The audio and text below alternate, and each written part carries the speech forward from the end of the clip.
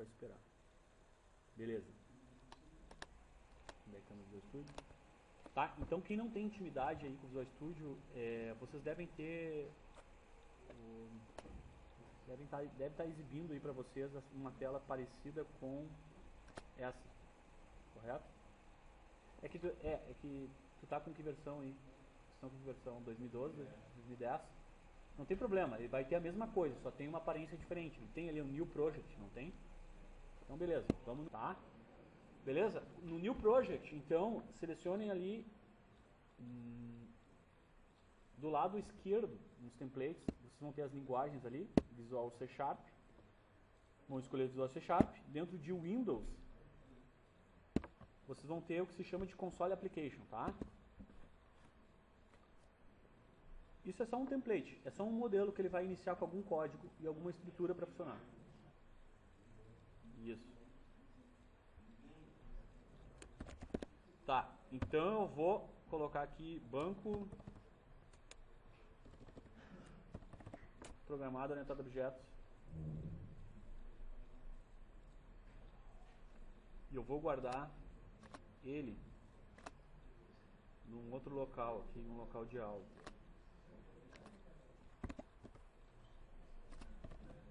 Dois soluções. Ok.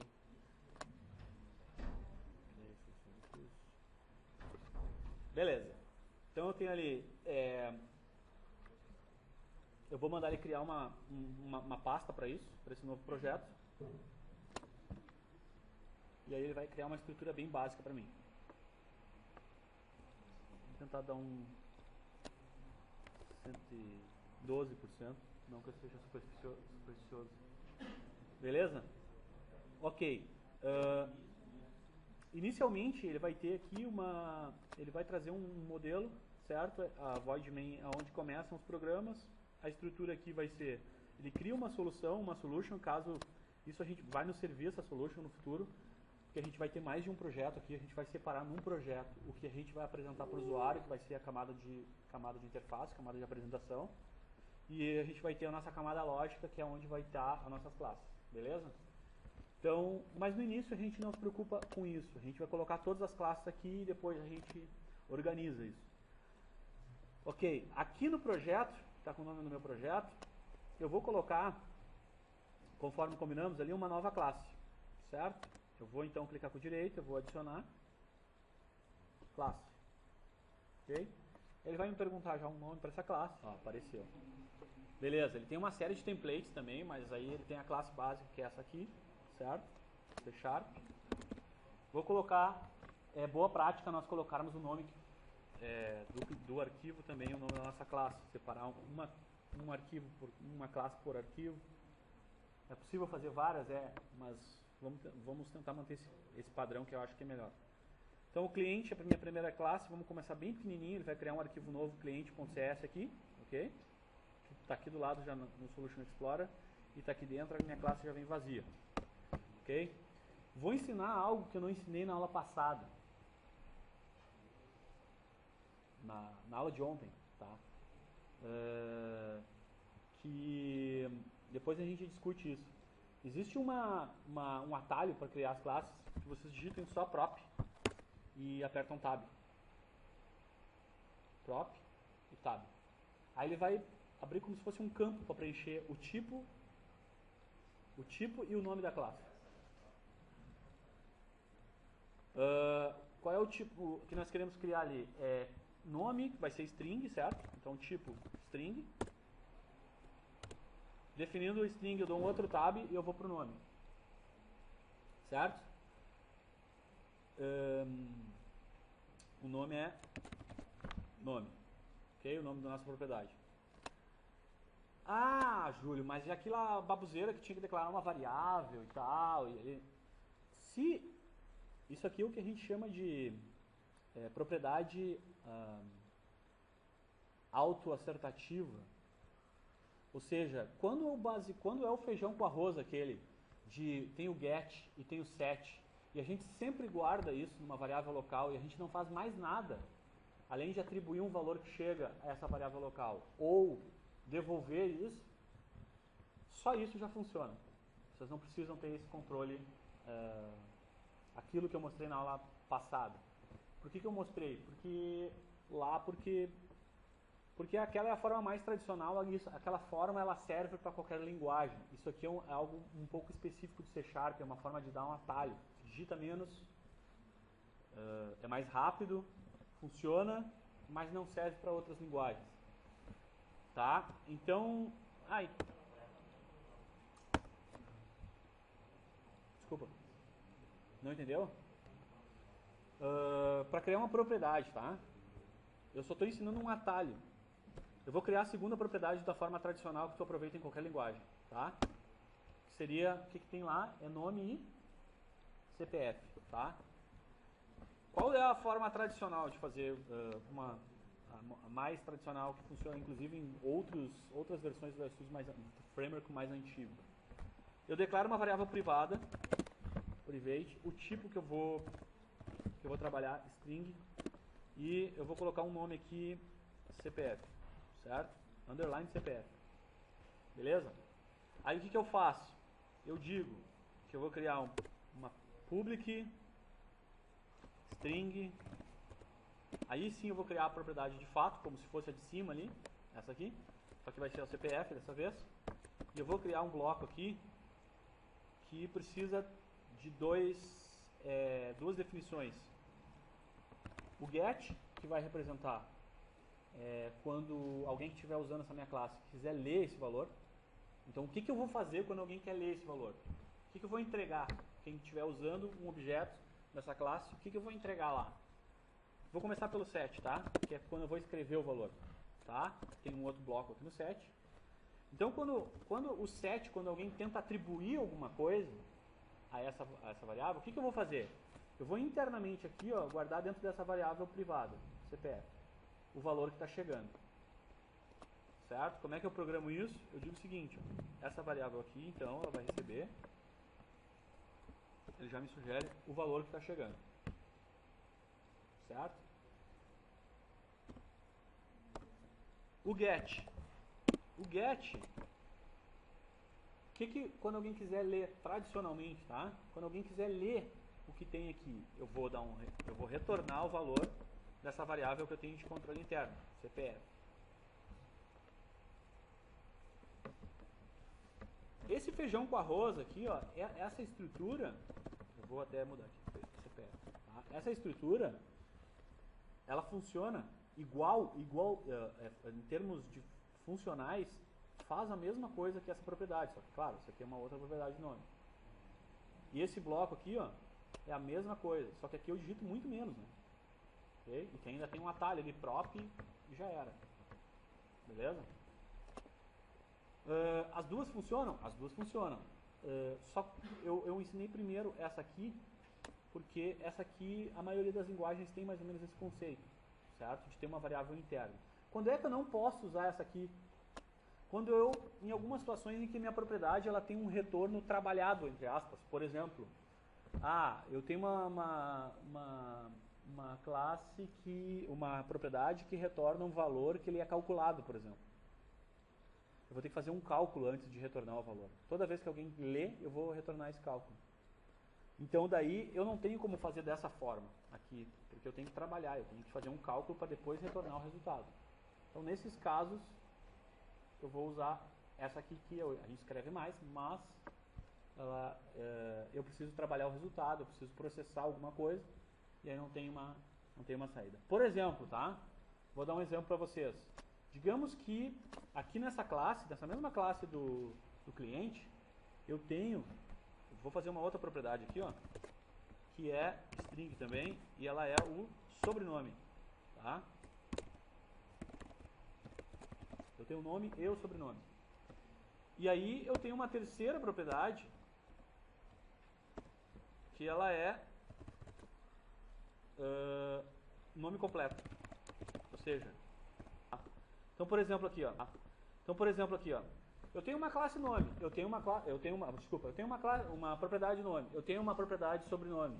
Quando alguém for usar minha classe cliente, ele vai dar um valor para o nome, está cadastrando lá o cliente, nome João, sobrenome Silva, E aí eu tenho uma outra propriedade que é nome completo. Eu não vou fazer o usuário digitar de novo, João Silva.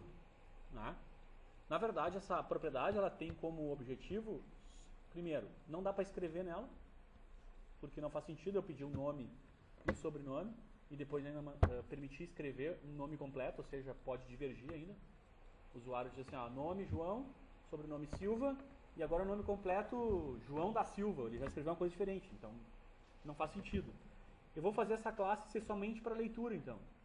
Somente para leitura, a gente não vai ter set, certo? Não tem o bloco set, primeiramente. Ou seja, ninguém pode atribuir nada para essa classe. Para essa propriedade, desculpa, estou toda hora trocando. Para essa propriedade. Ninguém pode atribuir valor para essa propriedade. E o set, o que eu vou retornar quando alguém tentar ler essa propriedade? Eu vou agora abrir aqui, né? O get, desculpa. Vou tentar fazer o mesmo padrão daqui de baixo. Get, organizadinho, tá? O get. Eu vou retornar o quê? O que vocês acham que eu devo retornar aqui?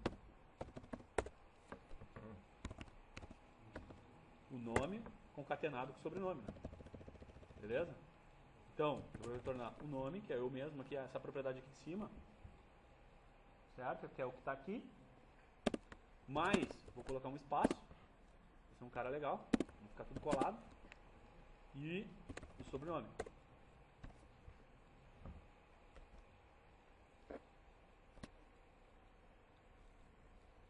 O que mais que a gente combinou lá? A gente combinou lá de fazer o limite do cheque especial, certo?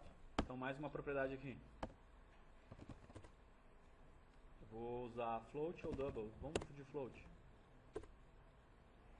Limite cheque especial.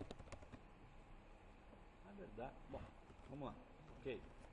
Só para ilustrar. Ok, eu tenho a minha classe cliente pronta por enquanto.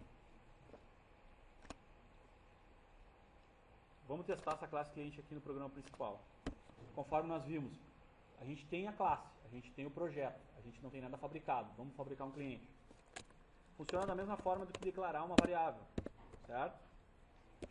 C1 new cliente. E aí, C1 tem aqui as propriedades que eu defini, certo? CPF, nome, sobrenome, nome completo, limite cheque especial. Eu defini isso. Eu não tenho set na propriedade de nome completo, então se eu tentar colocar alguma coisa aqui, ele vai me dar um erro. Vai me dizer que não tem set, certo? Eu tirei lá. Ou seja, o nome completo ele vai se auto-preencher. Vamos fazer um exemplo aqui, nome. Nome vai receber João, por exemplo, que eu usei, João. C1 ponto sobrenome Silva, certo? E agora eu vou escrever na tela o nome completo, por exemplo.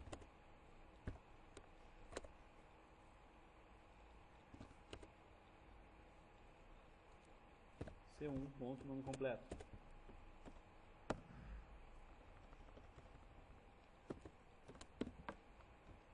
E vamos dar uma pausa aqui.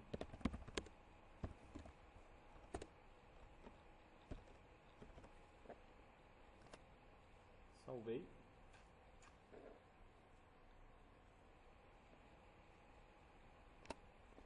Certo? Se eu mandei imprimir na tela, deve aparecer então só João Silva ali.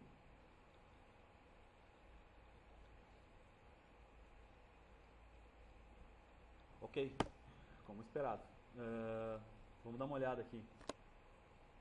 Vamos dar uma depurada. Para quem não lembra, depurar, a gente põe aqui um checkpoint. Eu só clico na lateral aqui, na linha que eu quero parar, mando executar, e ele vai parar aqui. Certo? Bom, ele parou aqui, ele já executou essa linha, ou seja, ele já criou um cliente aqui que está com os valores padrões das nossas propriedades. Note que nesse momento que não tem nada atribuído, qual é o nome completo? Ele está pegando o nome completo, ele pega o nome que está nulo, concatena com um espaço e coloca o sobrenome. Está aqui, ó. Então ele volta só um espaço. Faz sentido isso? Faz, né? Foi isso que nós mandamos ele fazer. Então vamos lá, quando a gente colocou o nome agora, por exemplo, ele tem lá nome completo, João, espaço, sobrenome ainda está vazio, não vem nada. Quando damos o sobrenome, agora sim ele vem, nome completo, João Silva. Então é um exemplo de uma propriedade que ela não precisa nenhum setter, ou seja, a gente não precisa deixar ninguém escrever nada, porque se nós deixarmos alguém escrever nessa propriedade, periga, a gente dá a chance para que aconteça um erro, uma inconsistência. É um caso também que daí a gente não consegue usar essa forma abreviada de propriedade, certo? Essa forma abreviada que eu mostrei para vocês aqui, que ela é muito mais simples, certo? Mas aqui a gente não consegue simplesmente usar essa forma abreviada. A gente tem que ter um bloco dentro do get, pelo menos. Ok? Aqui ele só escreve na tela o nome completo e isso que nós mandamos ele fazer, ok? Até agora tudo bem. O que mais eu pedi para vocês aí? Classe agência, certo? Então, o mesmo processo. Vou adicionar uma nova classe. Ah, deixa eu mostrar uma outra coisa para vocês, para quem não conhece ainda, não estava na aula de ontem. Existe uma outra forma de construir as classes aqui, que é uma forma mais visual. É uma forma mais preguiçosa, entre aspas, que é através de um diagrama de classe. Então, se vocês na programação orientada a objetos 1, provavelmente vocês viram o ML e vocês viram o diagrama de classe. Ok? Eu tenho como adicionar no meu projeto um item que é nada mais é do que um item que ele é um diagrama de classe. Isso mesmo. Então, só procurar aqui, deve estar class diagram. Aqui, esse é o cara. Certo? Então eu vou criar aqui, vou dar um nome, diagrama. Bom. Já vai inserir nesse diagrama, não sei se ele já faz, mas a classe que eu tenho, não sei se esse caso aqui, eu acho que não. Ok, mas olha só, se eu arrastar essa classe, vamos pro diagrama aqui. Se eu arrastar esse cliente para cá, é a classe que eu já tenho, ele me mostra o que eu já fiz, certo? Então aqui as propriedades que eu defini. Na verdade é uma forma visual. Se eu arrastar uma classe da minha toolbox aqui, uma nova classe, por exemplo, primeira vez que eu dou uma nova classe, ele já pergunta, ó, vou criar o arquivo aí da classe, qual é o nome da classe, aqui está ele pede o nome do arquivo. No nosso caso é agência, vou criar por aqui, agência. Ok. Ele criou um arquivo agência.cs e criou aqui, está aqui o arquivo e o nosso diagrama de classe está aqui, a classe está vazia, certo? Bom, como é que eu crio então propriedades aqui? Eu posso clicar com o direito, adicionar propriedade. Quando eu adiciono a propriedade, o que a gente tem lá na agência? Nome e número, é isso? Nome, vamos ver o tipo aqui. Tipo, ele está dizendo aqui nas propriedades do lado que o tipo é inteiro. Eu vou mudar para string, certo? String. Agora eu vou colocar uma nova propriedade. Tem um item, cada vez que eu clico aqui, ele muda aqui as propriedades, obviamente é do que eu estou clicando aqui, é da classe agência, né? Mas aqui embaixo, não sei se por padrão vocês têm, tem class details, que são os detalhes da classe. Ou seja, ele tem os métodos, as propriedades, ok? E aqui ainda campos e eventos que a gente pode trabalhar depois. Eu vou colocar mais uma propriedade por aqui, só para ser diferente. A gente tinha um número da agência que a gente combinou, certo? Vou deixar como inteiro, público, é isso aí. Ok? Está aqui o número, beleza? E aqui na nossa classe, agência, ele já escreveu o código. Está aqui o código da propriedade de nome e da propriedade de número. Ele já tem mais ou menos preparado o código. É óbvio que ele não faz as coisas funcionarem automaticamente, a gente tem que completar esse código. Beleza? Então, ele faz daquela forma mais completa ali, que necessita um pouco mais de digitação, forma estendida das propriedades. Então, vou complementar aqui, tá? Vou declarar aqui, então, uma string para manter o nome da agência. Eu tenho a mania de colocar underline ali. Vocês podem usar ou não no início Não porque é privado, mas é porque eu costumo colocar o que vai manter a propriedade, que usualmente é privado. O que dá para fazer também, Rafael? Dá pra usar só o nome minúsculo, porque é case sensitive. E como a propriedade a gente convenciona que começa com maiúsculo, tu pode usar também assim. Eu tenho uma mania de colocar. É porque daí quando tu no IntelliSense, no autocomplete, se tu quer buscar algo que é interno da classe, eu digito só o underline e ele já me traz tudo, entendeu? Essa é só uma mania mesmo. Tá? Então, beleza. Isso aqui ele ia disparar uma exceção para dizer que não estava implementado o get. O get, então, é quando ele vai ler isso, então eu vou retornar a minha variável interna, que é nome. E o set eu vou atribuir, então, para o nome o valor que está chegando. Beleza? Beleza. Nome. E o número é a mesma coisa. Declaro aqui um privado, que é inteiro, número, beleza? Ponto e vírgula aqui.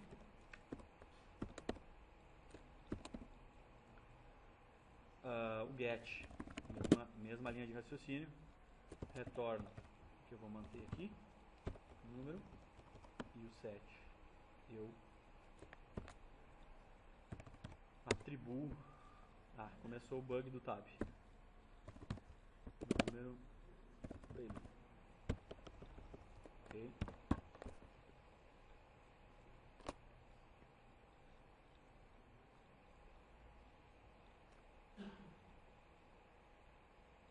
Bom,